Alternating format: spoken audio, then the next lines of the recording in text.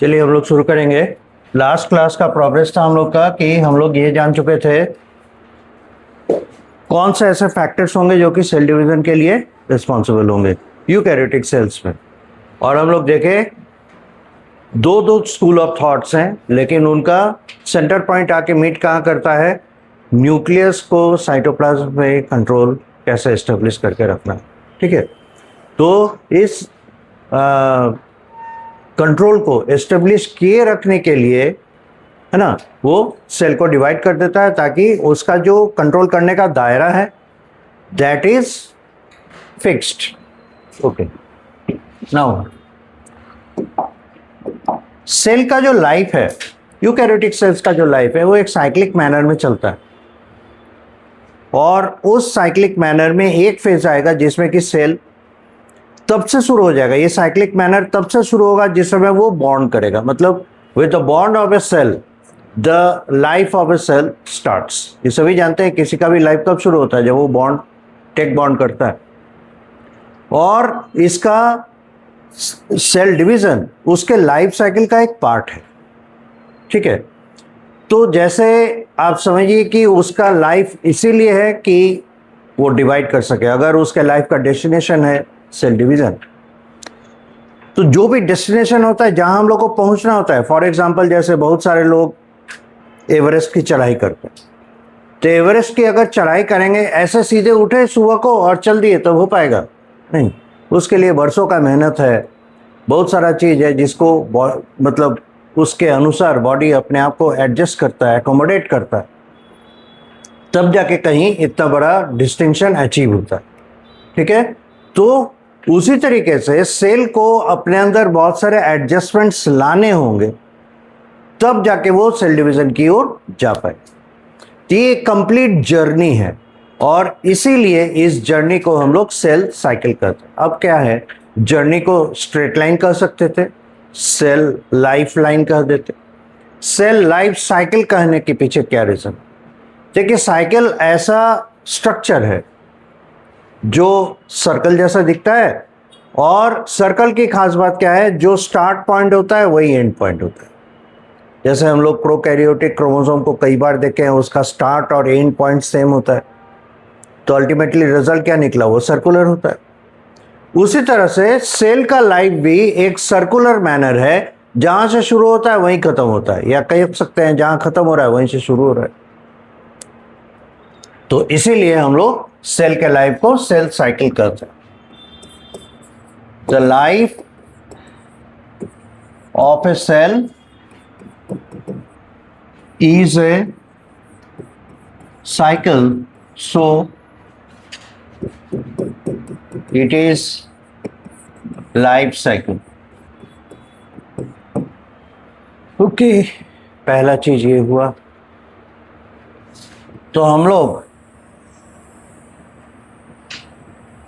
एक सर्कल बना के सेंटर यहां रख के इसको सेल साइकिल कह दें, कह सकते हैं this is the life of a cell. ठीक है, अब इसके लाइफ में फेजेस आएंगे। एक फेज ऐसा होगा जिसमें वो सेल डिवीजन की तैयारी करेगा, और दूसरा फेज होगा जिसमें रियल में सेल डिवीजन हो रहा होगा। ठीक है, तो सेल डिवीजन की तैयारी वाले फेज को हम लोग कहते हैं इंटरफेज, और सेल डिवीजन की तैयारी वाला फेज कंपैरेटिवली बड़ा होता है। तैयारी ज़्यादा होगा तब तो हम काम अच्छा कर पाएंगे। जैसे मान लेते हैं हम किसी एग्ज़ाम का तैयारी कर रहे हैं, जैसे बोर्ड एग्ज़ाम का तैयारी कर रहे हैं, है ना। हमें पता है कि बोर्ड में कहाँ कहाँ से क्वेश्चन पूछे जाते हैं, इतने सारे चैप्टर्स हैं, इन चैप्टर्स को पढ़ते हैं तब जाके हम एग्ज़ाम में बैठ पाते हैं। मान लेते हैं बायोलॉजी के पेपर का एग्ज़ाम है, बोर्ड एग्ज़ाम, आप 12th के स्टूडेंट्स हैं फॉर एग्जाम्पल, मान लीजिए आज जस्ट आपका 12th का क्लास शुरू हुआ है, तो अगले दिन आप 12th का बोर्ड का एग्ज़ाम दे दीजिएगा क्या? या हो पाएगा? या कोई स्टूडेंट कल एग्ज़ाम है, आज एडमिशन लिया, आज उसने अपना रजिस्ट्रेशन कराया, अगले दिन जाके एग्ज़ाम में बैठ सकता है? नहीं हो पाएगा। रूल भी अलाउ नहीं करता और प्रैक्टिकली इम्पॉसिबल है, क्योंकि एग्ज़ाम में बैठने के लिए बायोलॉजी के टोटल 12th के 13 चैप्टर्स पढ़ने होंगे। ये छोटा मोटा नहीं है, काफ़ी बड़ा है। तो आपको इसीलिए 1 साल का टाइम दिया जाता है कि इसमें बायोलॉजी के टोटल चैप्टर्स पढ़िए, समझिए, तब जाके एग्ज़ाम दीजिए। एग्ज़ाम है 3 घंटे का, उस 3 घंटे के लिए तैयारी आप पूरा 1 साल करते हैं, है कि नहीं? तो उसी तरीके से यहाँ डेस्टिनेशन का टाइम बहुत छोटा है। इसके टोटल लाइफ साइकिल में सेल डिवीजन का टाइम बहुत छोटा है। रेस्ट ऑफ द टाइम इसका जो जाता है वो इस सेल डिवीजन की तैयारी में जाता है। तो इसीलिए इस तैयारी वाले फेज का नाम है इंटरफेज, ठीक है।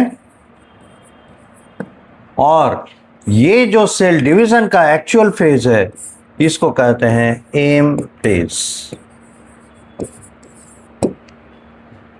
इस एम फेज में क्या होगा? Cell division. और इंटरफेज में क्या होगा? प्रिपरेशन। अभी लिखिएगा नहीं, आपको समझ देंगे। Preparation for sale division. यहां तक हम लोग को बातें समझ में आ चुकी है। मान लेते हैं ये रहा छोटा सा न्यूबॉर्न सेल। सेल अपना लाइफ जहां से शुरू करेगा वही फर्स्ट पॉइंट है, ठीक है। यहां से इसने लाइफ शुरू किया तो छोटा है, अभी समय के साथ ये ग्रो करते हुए बड़ा हो गया, ठीक है। तो यहां से यहां तक इसने क्या किया? प्रिपरेशन। और देखिए तो सेल बड़ा हो गया। अब इस फेज में जब आएगा तो इसका अंत होगा 2 डॉटर सेल में।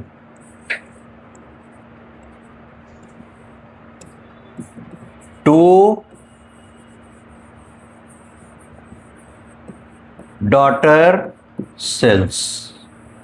आपको नहीं लग रहा कि जिस सेल के मतलब सेल जिस स्टेज से साइज से शुरू किया था लाइफ, उसी में वापस आ गया, है कि नहीं? और जैसा आप बैक्टीरिया के सेल डिवीजन के बाद आप रिकॉग्नाइज नहीं कर पा रहे थे कि ओरिजिनल बैक्टीरिया यानी पेरेंट बैक्टीरिया कौन है, उसी तरह से ये है parent cell, parent eukaryotic cell. Divide करने के बाद 2 डॉटर सेल्स इसने प्रोड्यूस किए। अब इसे बता पाइएगा कौन ओरिजिनल सेल था? नहीं, ये दोनों मिलकर ये बना था। अब जब ये डिवाइड कर गया, now they are getting their new life, entire lifespan is waiting for them and they are again at the time 0 of their life, है ना। जहां से शुरुआत किया था वहीं पहुंच गया। तो अगर अब ये टेकअप करेगा सेल मतलब अपने लाइफ को, सेल साइकिल को, तो यहां से यहां तक ये भी तैयारी करेगा, इतना ही बड़ा साइज एक्वायर करेगा और फिर से डिवाइड करके उतने छोटे सेल्स देगा। ऐसा नहीं लग रहा है? इससे हम लोग ये कैलकुलेट कर पा रहे हैं कि हाँ ठीक, जिस बात को आप समझाना चाह रहे हैं सर कि ये इसका लाइफ एक साइक्लिक मैनर में चल रहा है, वैसे ही हो रहा है ना। तो देखिए यहां इंटरफेस कहने के पीछे एक और जस्टिफिकेशन है। क्यों इंटरफेस कहा जा रहा है? क्योंकि ये इंटरफेस 2 सेल डिवीजन के बीच का टाइम गैप है, ऐसे कह सकते हैं। एक इंटरफेस के बाद सेल डिवीजन शुरू होने जा रहा है ना। यहां से सेल डिवीजन शुरू हो रहा है और यहां पे सेल डिवीजन खत्म हुआ। ठीक है।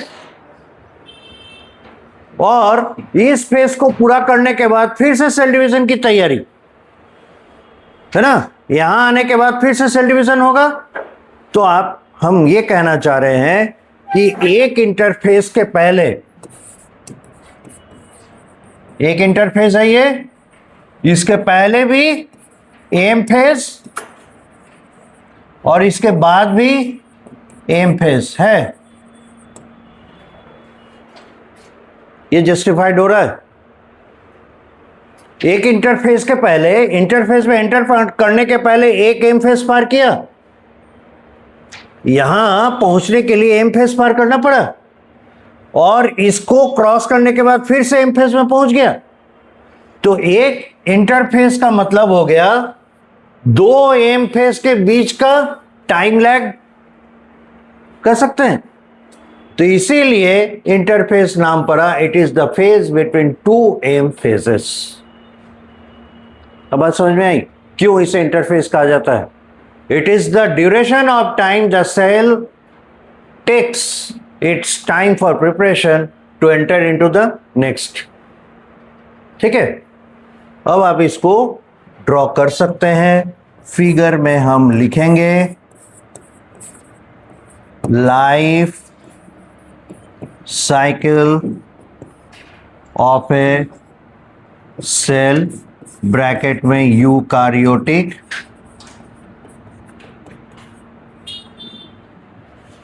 with interphase and M phase, with interphase and end phase। ये फिगर 2 यहां लिख देंगे। Justification of the name interface.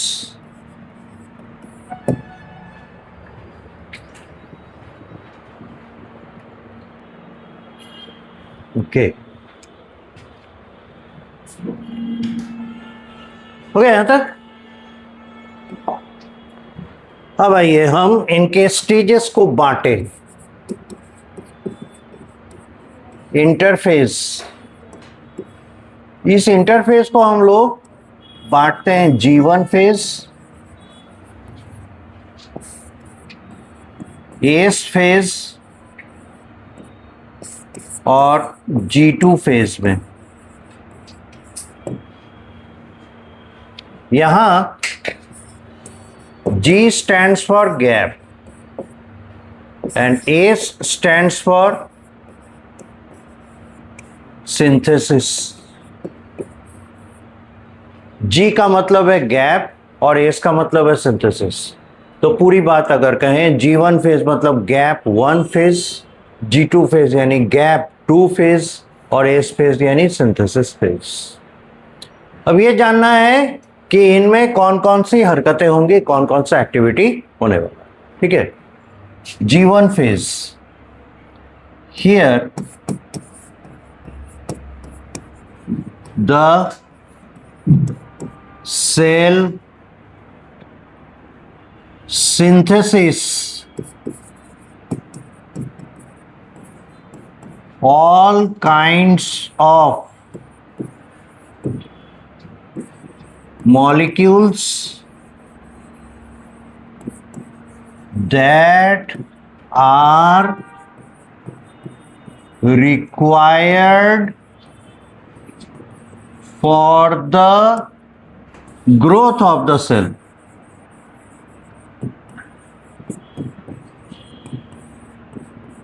Cell के ग्रोथ के लिए जो जो चीजें, जो जो मॉलिक्यूल्स रिक्वायर्ड हैं, उनका सिंथेसिस यहां होगा। Point number 1। Point number 2, bye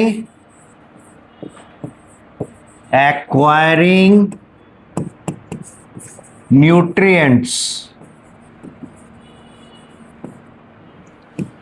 the volume of cytoplasm upward arrow यानी इंक्रीज कर रहा है, increases, but nucleus size constant, ये हिलता डुलता नहीं।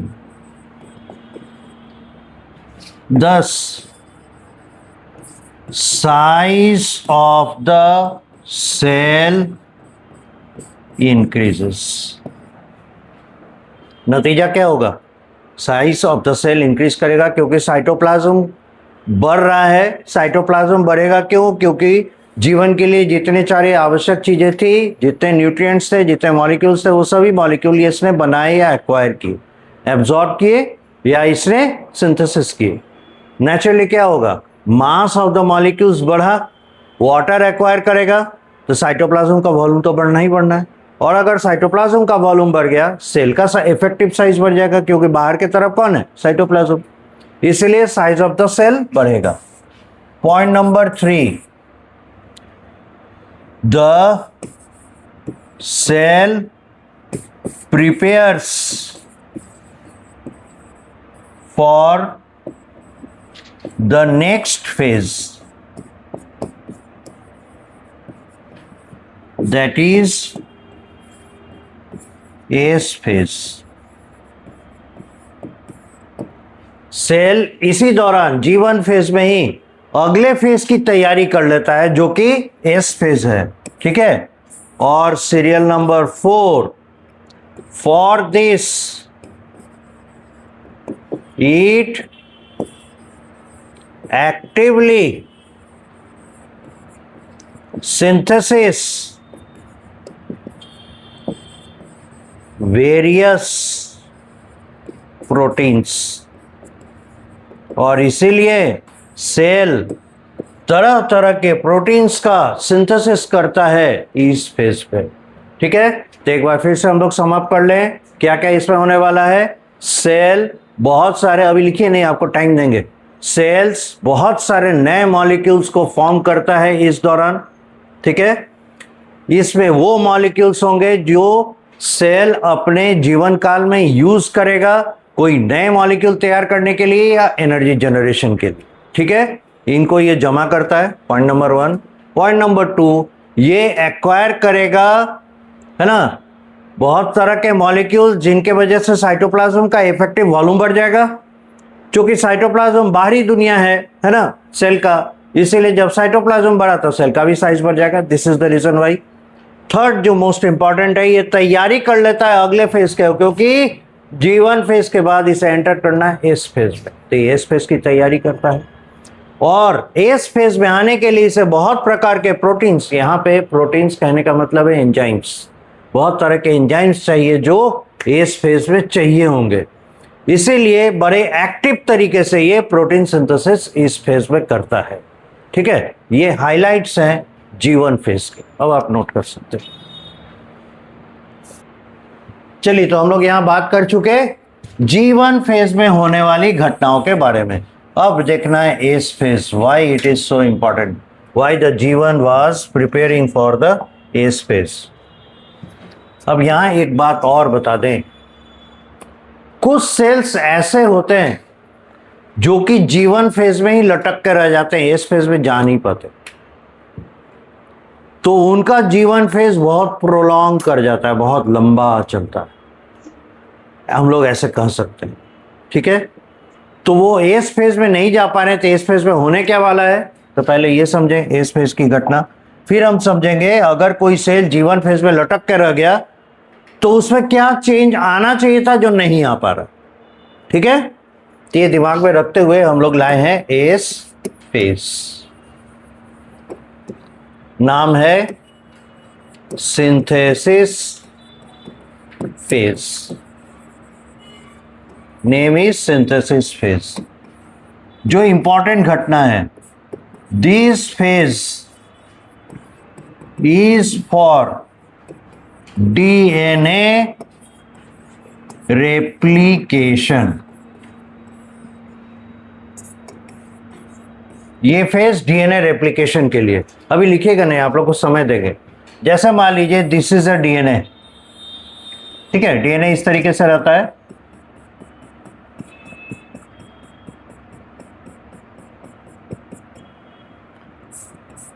रेप्लिकेशन यानी डुप्लीकेशन हो रहा है, डबलिंग होगा।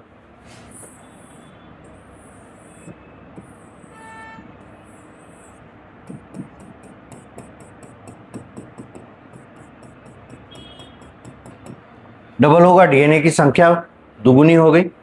ठीक है, अब जरा आप बताइए तो क्रोमोसोम पर है ना न्यूक्लियस में, आप लोग को बोले भी यार चलिए ये तो कोइंसिडेंस हो गया, एक अच्छी चीज हो गई। सेल डिवीजन पढ़ने के पहले जस्ट हम लोग क्रोमोसोम खत्म किए, है ना। तो क्रोमोसोम जब आप पलट के देखिएगा पेज को तो आपको दिखाई देगा इनिशियल स्टेज में कैसा रहता है, दिस इज क्रोमैटिन फाइबर, ठीक है ना, दिस इज क्रोमैटिन फाइबर। और ये इस तरीके से हम लोग को दिखाई दे रहा है। ये छोड़िए, इतना घेर घाट नहीं कर। This is how it is being observe. तो ये है क्या, ये जो लंबा धागा दिखाई दे रहा है ये है DNA, organised with the help of proteins। ये एक डीएनए का धागा है, ये सिंगल डीएनए जो कि प्रोटीन्स के मदद से ऑर्गेनाइज्ड है। और ये गुठली जैसा स्ट्रक्चर बनाने के पीछे रीजन क्या है, this is the reference point. और इसे ही तो हम लोग सेंट्रोमेयर कहते थे, इसी को तो सेंट्रोमेयर कहा जा रहा था, रेफरेंस पॉइंट। और आप देखे होंगे जब हम लोग सेल डिवीजन के दौरान लाइट माइक्रोस्कोप से डीएनए को, क्रोमोसोम को एप्रिशिएबल स्टेज में देखते हैं, उसके बारे में समझ पा रहे हैं, तो हम लोग को क्या पता चलता है, chromosome is like this, it is an x shaped structure, x के आकार का है। और डिटेल जब देखे तो हम लोग को पता चला कि ऐसे करके जो नजर आ रहा है ना,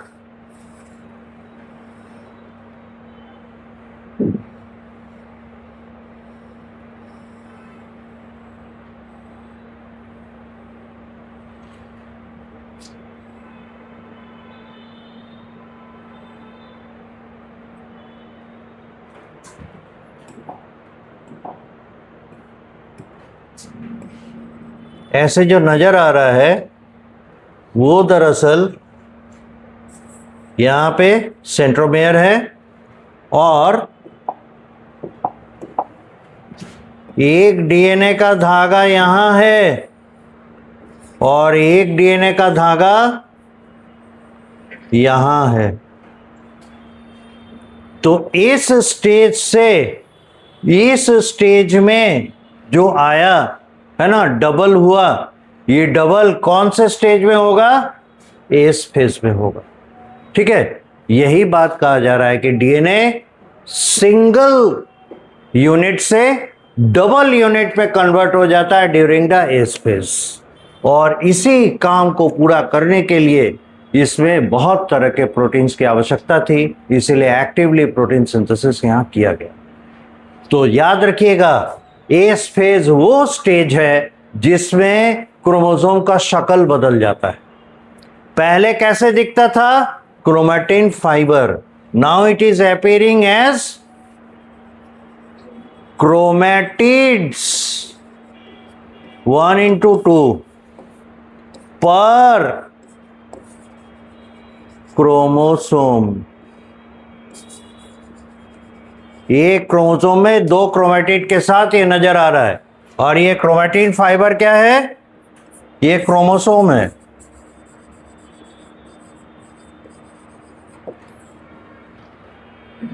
this is how it appears. ठीक है, ये थीम है और इसको एक्वायर करने के लिए उसे ए स्पेस की आवश्यकता पड़ी।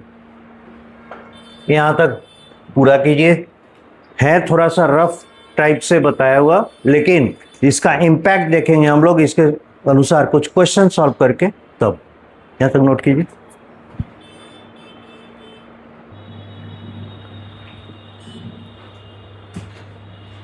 देखिए, तो हम लोग इसमें एक सेंटेंस ऐसे लिख सकते हैं क्या,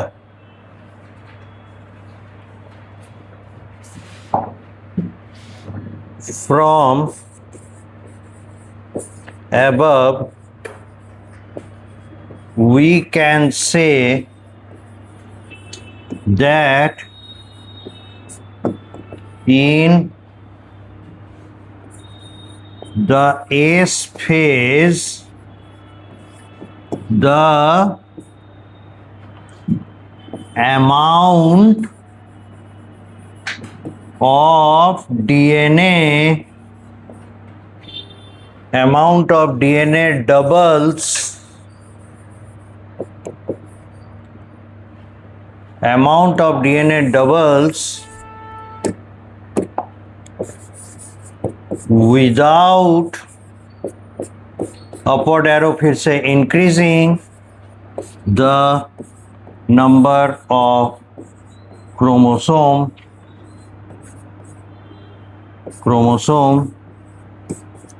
per cell. ये कह सकते हैं, पढ़ के देखिए. From the above, we can say that in the S phase, amount of DNA doubles बिना चेंज किए हुए नंबर ऑफ क्रोमोसोम पर सेल. कह सकते हैं. देखिए तो डीएनए डबल हुआ, 1 से 2 हो गए. डीएनए इसमें 1 था, यहां कितना डीएनए दिख रहा है? डबल. पर बताइए यहां नंबर ऑफ क्रोमोसोम कितना है? 1 है. यहां नंबर ऑफ क्रोमोसोम कितना है? तो हम चेंज किए क्या? नहीं किए. बिना चेंज किए हुए डीएनए की संख्या हमने बढ़ा दी. तो यही एस फेज का सबसे महत्वपूर्ण पहलू है. इसी को हम लोग को समझना होता है और इसी के बेसिस पे कई क्वेश्चंस हैं. ठीक है, अब आप लिख सकते हैं, लिख लीजिए इसको, फिर इस पर हम लोग क्वेश्चंस देखते हैं.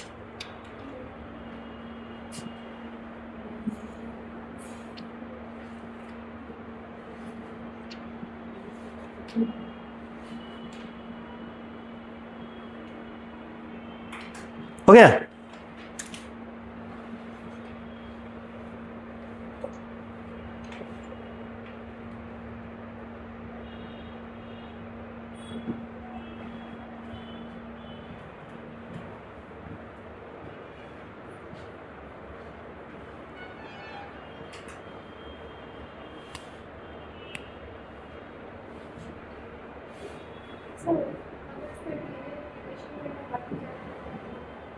डीएनए का रेप्लिकेशन बंद हो जाएगा तो हाँ, आप बहुत सही जगह पर पूछे हैं, बहुत सही सवाल. हम क्या कहे एस फेज शुरू करने के पहले कि देखिए बहुत सारे ऐसे सेल्स हैं जो जीवन फेज में ही लटक कर रह जाते हैं. तो अगर जीवन फेज में लटक कर रह गए, एस फेज तो आएगा नहीं, तो ऑटोमेटिकली क्या होगा? डीएनए रेप्लिकेशन नहीं होगा और उनमें डीएनए रेप्लिकेशन नहीं हो रहा. तो जरा हम लोग मतलब एग्जाम्पल लें, हमारे बॉडी में ऐसे कौन से सेल्स हैं जो जीवन फेज में लटके हुए हैं? आप बताइए. क्या आप सुने हैं न्यूरॉन्स डिवाइड करते हैं? न्यूरॉन डिवाइड करता है? नहीं करता है ना. आप सुने किसी का हार्ट सेल डिवाइड करता है? आप सुने किसी का किडनी सेल डिवाइड करता है? आई के सेल्स डिवाइड करते हैं क्या? नहीं. तो वो इतना लंबा जीवन हमारे साथ कैसे बिताते हैं? तो दे कैन सर्वाइव. अगर डीएनए रेप्लिकेशन हुआ ना सही, उसके पास जो डीएनए वो कंटेंट तो है और डीएनए में लाइफ के सारे सिग्नल्स होते हैं, उसमें सारे इंफॉर्मेशन होते हैं. They have enough information to keep their life going. और अपने जीवन में जितनी चीजें चाहिए, उस सेल को जितनी चीजें चाहिए, वो जीवन फेज में लगातार बनाए जा रहे हैं, यूज कर रहे हैं, बना रहे हैं, यूज कर रहे हैं. वेस्ट बना रहे हैं, बाहर फेंक रहे हैं. तभी तो हमें किडनी की आवश्यकता पड़ी. वो उन्हें फिल्टर करके बाहर ले जा रहा है. हो गया. System is surviving. Right. This is how. If the DNA don't divide, if the DNA replication doesn't happen, that means the cell is staying in the G one phase, prolonging their G one phase. बहुत लंबा G one phase जी रहा है. So they are living in the G1 phase. That is the reason why their size may increase, because acquiring cytoplasm will increase the size of the cell. This happens. उनके nucleus को जितना नहीं होता है cytoplasm के ऊपर नहीं. एक डेफिनेट शेप में पहुंचने के बाद वो अपना साइज बढ़ाता नहीं तो ऐसा होता हम हर्ट जितना बड़ा लेकर, एडल्ट हर्ट जितना बड़ा साइज का लेकर रखे हुए हैं, अगर ये बढ़ता ही चला जाता तो हमारे पूरे बॉडी में हर्ट ही नजर आता और दूसरे क्यों चुप रहेंगे, वो भी बढ़ेंगे। तो ऐसा नहीं लगता एक छोटा बच्चा इतना सा जन्म लेता, बढ़ते बढ़ते बढ़ते बढ़ते 80 साल की उम्र तक पेड़ जैसा बन जाता। तो होता है क्या? It doesn't happen. तो एक निश्चित आकार में पहुंचने के बाद उनका मटेरियल एक्विजिशन भी बंद हो जाता। ये है, इसीलिए तो कहे। और आप जो पूछे सर उनका लाइफ इतना कॉम्प्लिकेटेड, यस लाइफ कॉम्प्लिकेटेड होता है, दिस इज ऑल ओके। तो इसमें आप जितना गहरा जाएंगे ना उतना ज्यादा आपको इंटरेस्ट आएगा, नई नई चीजें आप सीखेंगे। और ये जो बच्चों आप लोग कर रहे हैं ना, दिस इज कोरिलेशन, और इसी कोरिलेशन का जरूरत है अच्छा बायोलॉजी पढ़ने के लिए, क्योंकि biology is all about linking the information together. अगर आप 1 से 2 चैप्टर के बीच का जंक्शन समझ पाए, जैसे सेल समझ लिए तो सेल डिवीजन समझ रहे हैं, और इसको अप्लाई करके देखेंगे टिश्यू में, तब आपको पता चलेगा अच्छा इसमें डिवीजन नहीं हो रहा है, इसका मतलब इसमें क्या हो रहा होगा। वहां आपको इसका प्रैक्टिकल एप्लीकेशन समझ में आए। और आपसे जो क्वेश्चन पूछा जाता है कंपटीशन में, इसी अंडरस्टैंडिंग में, इसी कोरिलेशन के कैपेसिटी के ऊपर यही चीज डेवलप करना। ओके, अब देखिए एक क्वेश्चन जिसमें हमारा ये कॉन्सेप्ट काम आएगा। A plant cell has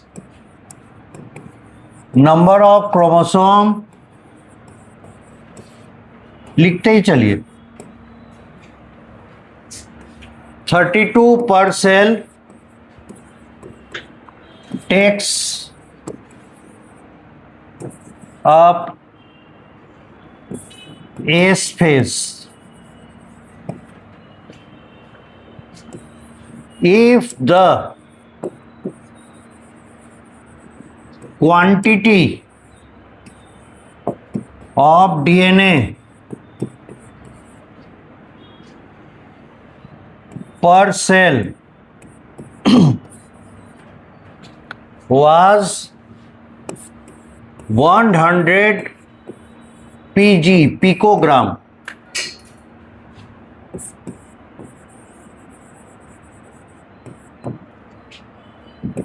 one picogram बराबर 10 to the power minus 15 gram, then find out the following.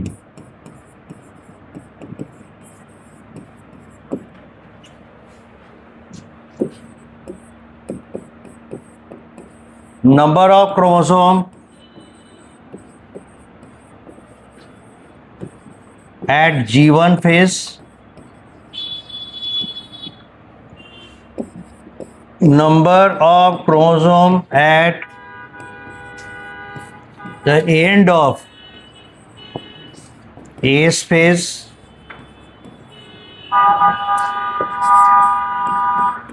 amount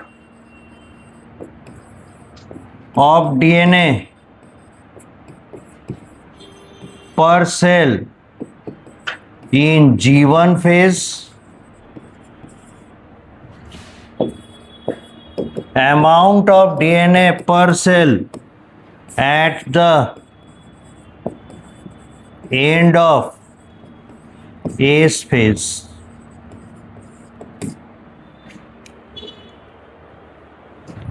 सोचिए तो,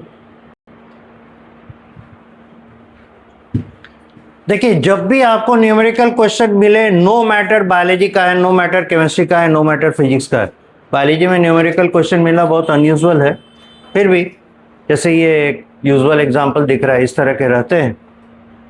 तो कहीं पे भी न्यूमेरिकल क्वेश्चन मिले, पहला काम क्या होना चाहिए? फॉरगेट अबाउट द थ्योरीज और जो वो सब बात में, सबसे पहला काम क्या करेंगे?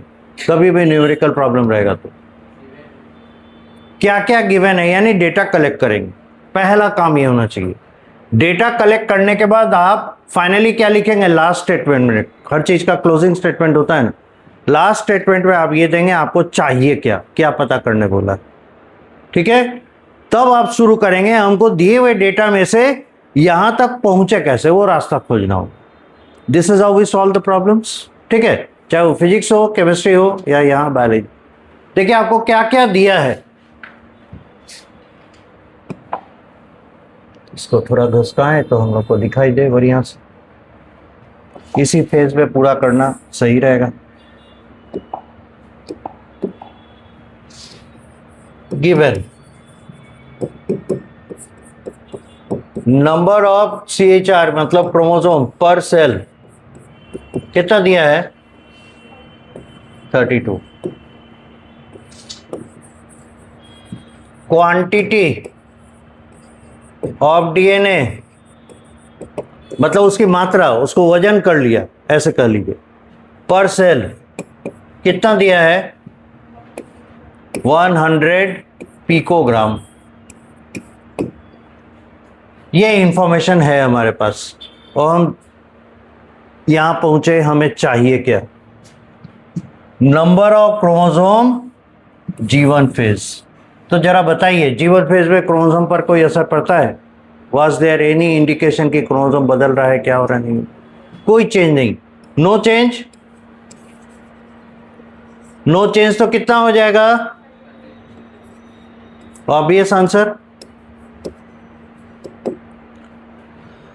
Number of chromosome eight the end of S phase. क्या एस फेज में हम लोग कहीं देखे कि क्रोमोसोम नंबर बदलता है, कहीं नहीं देखे, वो डबल हो भी गया लेकिन रहा कितना, एक ही, तो कोई चेंज नहीं। यहां भी क्या हो जाएगा, 32, दिस इज द आंसर। अब G1 फेज में पूछ रहा है अमाउंट ऑफ DNA पर सेल। G1 फेज में क्रोमोसोम या DNA के साथ कोई बदलाव नहीं आता, तो अमाउंट ऑफ DNA क्या हो जाएगा, अमाउंट ऑफ DNA रे, क्वांटिटी अभी निकाले हैं, कितना हो जाएगा, 100 पिकोग्राम। अब एस फेज में बताइए, एस फेज के अंत में पूछ रहा है, ये भी नहीं बोला है कि एस फेज के शुरुआत में। देखिए लैंग्वेज लिटरेचर बहुत इंपॉर्टेंट है, इन छोटी छोटी बातों पर ध्यान दीजिएगा, eight the end of the S phase, और इसका आंसर बदल जाएगा अगर हम यहां देते हैं at the initial stage of the S phase, ठीक है, आंसर बदल जाएगा, हम कहते हैं अगर at the mid of the S phase. खैर, तो पहले हम लोग देखें eight the end of S phase क्या होने वाला है, क्रोमोसोम नंबर सेम, कोई चेंज नहीं, DNA quantity double, DNA quantity double, तो लेकर कितना चले हैं, 100, दिखाई कितना देगा, 100 इंटू 2 बराबर 200 पिकोग्राम, ये होगा answer eight the end of the S phase. कहीं कोई दिक्कत, सभी ऑब्वियस चॉइस बनाकर बनाए थे, इसको 200 पिकोग्राम बनाए थे क्या, किए थे ना। अब देखिए हम क्वेश्चन बदल लें, अगर ई में सब कुछ वही रहे, at the mid of the S phase, अगर हम ऐसे कहें तो क्या कहिएगा आंसर, अगर हम कहें एस फेज के मध्य काल में ही, पूरा नहीं हुआ है, उस समय आप हमको बताइए DNA का क्वांटिटी कितना रहेगा, यानी अमाउंट, क्या कहेंगे, क्या होना चाहिए। अच्छा, इस तरह के क्वेश्चन को कैसे समझेंगे आपको बता दें। सबके घर में किचन में डेली खाना बनता है ना, आप मान लीजिए फेवरेट डिश चाहते हैं, कोई भी सब्जी मम्मी बना रही है, ठीक है, आज बनेगा ये तय हुआ, खाना बनने के बाद जाकर आप किचन में देखेंगे तो आप क्या कहेंगे, अगर कोई पूछा खाना बन गया जी, देखो तो वो सब्जी बन गया, अगर कोई पूछा, बच्चा आपको आके रिपोर्ट क्या करेगा, बन चुका है, अगर तो हाँ बन गया, यही ना, यानी खाने लायक हो गया। इमेजिन कीजिए कि मम्मी खाना बनाए रही हैं, इसी बीच में किसी बच्चा को भेज के पूछे जाओ तो देखकर आओ बन गया, वो बन रहा है अभी, कढ़ाई पे चढ़ा हुआ है, बच्चा आके क्या रिपोर्ट करेगा? बन रहा है, नहीं बना, यही ना बोलेगा। नहीं बना इज द प्राइमरी वर्ड। समझ गए मेरे क्वेश्चन का मतलब बोलने का हिंट? यहां आंसर क्या हो जाएगा? सेम हो जाएगा, मतलब हाँ 100 पिकोग्राम। और इसी में बच्चे गलत करके आते हैं। ये मेंशन होना चाहिए at the end of the S phase. बहुत बार at the end of the S phase in S phase कह देता है, बट ग्रामेटिकली टेक्निकली ये गलत है। इन एस फेज नहीं होना चाहिए, आफ्टर एस फेज होना चाहिए। इन एस फेज के दौरान हो गया है ना। लेकिन चलिए, eight the end of the S phase को इन एस फेज कहकर भी क्वेश्चन पूछा जाता है, ये बात तो हमको समझ में आया। तो यहां पे वो किचन खाना बनने वाला हिसाब किताब लगाइएगा तो आंसर गलत हो जाएगा, ठीक है, क्योंकि यहां लोग मानते हैं इन एस फेज मतलब एट द एंड ऑफ। लेकिन अगर कह दे ड्यूरिंग, तब वो पर्टिकुलरली मीन कर रहा है कि एस फेज अभी पूरा नहीं हुआ है, तब लेकिन आपका आंसर अलग होना चाहिए। राइट, आगे बढ़े, कोई दिक्कत? अब देखिए इसमें एक ग्राफिकल क्वेश्चन।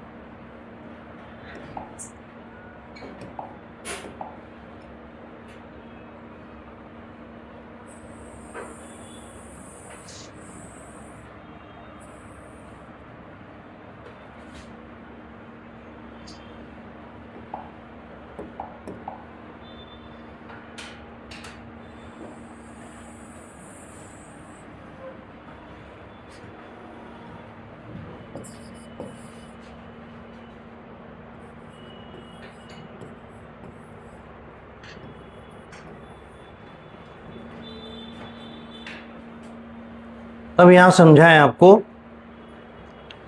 ये एक ग्राफ है जिसमें ये एक्स एक्सिस पे रखा गया है टाइम इन आवर, ठीक है। अभी बनाएगा नहीं, पहले गौर से देखिए, समझ देंगे। एक्स एक्सिस पे टाइम इन आवर है और वाई एक्सिस पे आपको दिया गया है अमाउंट ऑफ डीएनए। यूनिट है पिकोग्राम, ठीक है। तो ये 0 पिकोग्राम, ये 2, ये 4, ये 6, ये 8 पिकोग्राम, समझ में आ गया। और इधर टाइम देखिए, 0 टाइम, यहां हो गया 68 आवर्स या 72 आवर्स, ठीक है।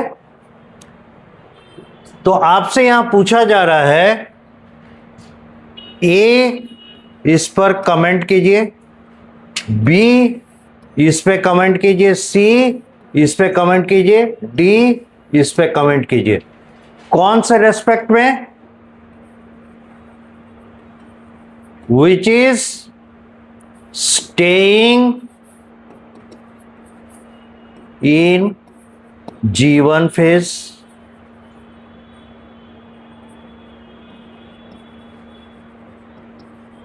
which is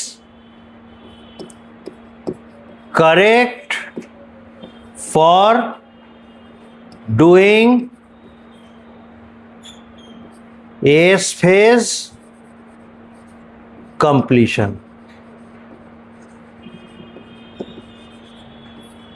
दो बिंदुओं पर आपको आंसर देना है। इनमें से कौन होंगे जो G1 फेज में ही रह जाएगा? ठीक है, इनमें से कौन होंगे जो G1 फेज में ही रह जाएगा, और दूसरा इनमें से कौन होंगे जो सही सही एस फेज पूरा करेंगे। अब ग्राफ देखिए, आंसर देखिए, उसके बाद कॉपी पे बनाइएगा। सोच लीजिए, 2 मिनट टाइम देते हैं, आंसर डिस्कस करते हैं। सभी इस बात को मान रहे हैं G1 फेज में रहने वाला कौन होगा? ए। और कारण क्या है? ये है डीएनए की क्वांटिटी के बढ़ने का, है ना, ग्राफ। तो लगातार 2 पिकोग्राम पे ही रह गया, 2 पिकोग्राम पे रह गया, तो G1 फेज में ही रह गया, क्योंकि एस फेज में जाने के बाद, एस फेज खत्म करने के बाद डीएनए की मात्रा डबल हो जाती है। यहां तो हुआ नहीं, इसका मतलब इसके लिए आंसर कौन होगा? राइट। अब जरा सेकंड वाले को सॉल्व कीजिए। तो जाहिर सा बात है, सेकंड वाले के लिए ये तो कट गया, एक हट गया। अब 3 में सही सुनना है हमको। तो मेरे समझ से आप इसको भी नहीं मानेंगे शायद, और हिंट दे रहे हैं क्यों? क्योंकि यहां पर देखिए तो एक इसको टच कर रहा है, लगभग 8 को टच कर रहा है। तो कहां से कहां तक आ गया? 2 से सीधे 8, इतना लंबा छलांग लगाएगा एक सेल। डबल करना है, चरगुना थोड़े करना है। डीएनए क्वांटिटी कितना होता है? डबल होता है। तो 2 का डबल कितना होगा? 4। यहां तक आना चाहिए था, यहां कैसे पहुंच गया? इसलिए हम इसको तो नहीं मानेंगे। ये तो समझ में आ गया। तो चॉइसेस आपके पास 2 हैं, एक है बी, एक है सी। इसमें से चुनिए। सी चुन रहे हैं सभी, अनडाउटेडली सभी सी कर रहे हैं, पर हम यहां आपको कहेंगे नहीं भाई साहब, आपसे गलती हो गई। बताइए क्यों? आप भूल गए किचन का खाना इतना इंपॉर्टेंट था। अरे भाई, अगर हम सी को मान लेंगे तो 68 घंटे तक क्या था? G1। 4 घंटे का टाइम चाहिए किसके लिए? खाना बनने के लिए। आप खाना बनने के पहले ही बच्चे से बुलवा रहे हैं खाना बन गया, तो आप होस्ट के साथ बदमाशी कर रहे हैं। नहीं होगा। एक के साथ गेस्ट पहुंच गया, खाना बना ही नहीं, तो बेइज्जती होगा कि नहीं? तो ये क्या बता रहा है कि एस फेज की शुरुआत में ही डीएनए डबल हो गया। ये कैसे होगा? एस फेज खत्म होते होते ना डबल होता है। It is steadily rising to show that it's DNA content is doubling. That is why the right choice should be, ठीक है, राइट चॉइस कौन होगा? बी। देखे ना, उलझा दिया ना। इसीलिए इन बातों को हमेशा याद रखिएगा। कढ़ाई पर बना हुआ खाना कभी गलत नहीं होता, कभी, है ना, नुकसान नहीं करेगा। इस कॉन्सेप्ट को रखिएगा। आपका एस फेज पर आधारित सारे क्वेश्चंस बड़े आसानी से बनेंगे। ठीक है, किसी चीज को जितना सिंप्लीफाइड वे में समझिए आपके लिए उतना अच्छा।